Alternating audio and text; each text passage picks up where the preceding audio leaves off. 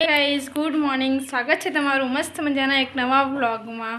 તો જો ઘરનું બધું કામ કરીને ફ્રી થઈ ગયા છે ને હવે જો 2 દિવસ પછી દત્તુની બર્થડે આવે છે તો એની માટે સરપ્રાઈઝ ગિફ્ટ લેવા જઈએ છીએ।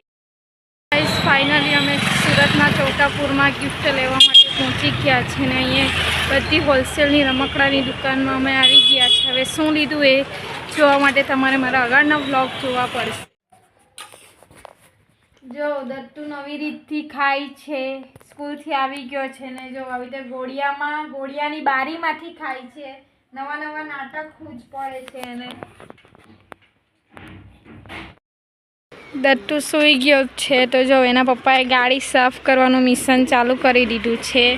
લાડી કરતાં એને ગાડી વધારે પ્યારી છે। જો બર્થડે પહેલાં દત્તુએ એની એક નલ્લી સરપ્રાઈઝ જોઈ લીધી।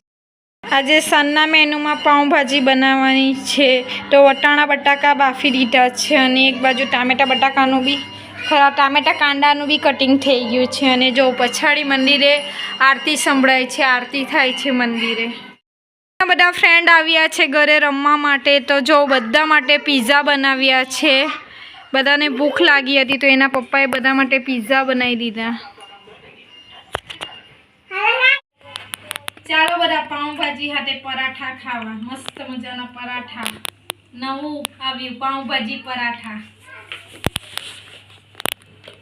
નવું ખાનું બનાવ્યું।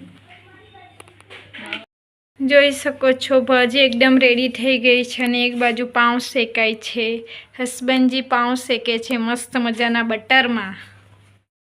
જમવા બેસી ગયા છે। પાઉંભાજી, પરાઠા, કચુંબર અને રાઈસ છે કુકરમાં અને મમ્મી પપ્પા ઉપર બેસે, હજુ પપ્પા આવ્યા નથી।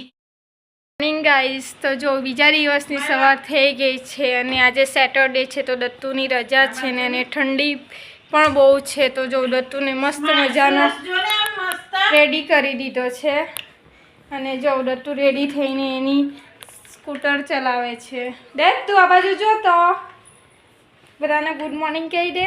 Good morning. દત્તુ પ્રેક્ટિસ કરે છે એની સ્કૂલમાં એન્યુઅલ ફંક્શનમાં મેરીમાં ગીત પર ડાન્સ કરવાનો છે તો જો એ પ્રેક્ટિસ કરે છે।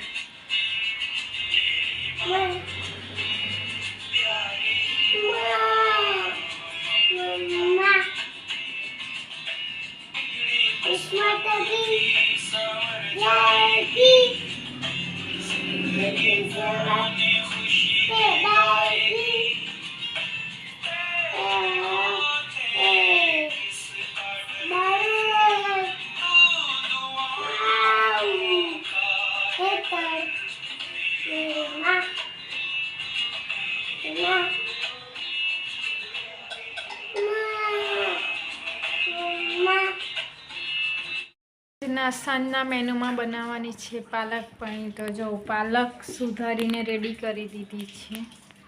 એની બર્થડે સ્ટાર્ટ થઈ ગઈ છે સન્ડે 22 તારીખ અને જો સવારમાં જલેબી ફાફડાનો નાસ્તો આવી ગયો છે અને બધા નાસ્તો કરે છે। હું વ્લોગનો એન્ડ લઉં છું। જો તમને મારો વ્લોગ સારો લાગ્યો હોય તો લાઈક કરો, શેર કરો અને દત્તુનો બર્થડેનો વ્લોગ જોવા માટે મારી ચેનલને સબસ્ક્રાઈબ કરી દો। બાય બાય, મળીએ નેક્સ્ટ વિડીયોમાં।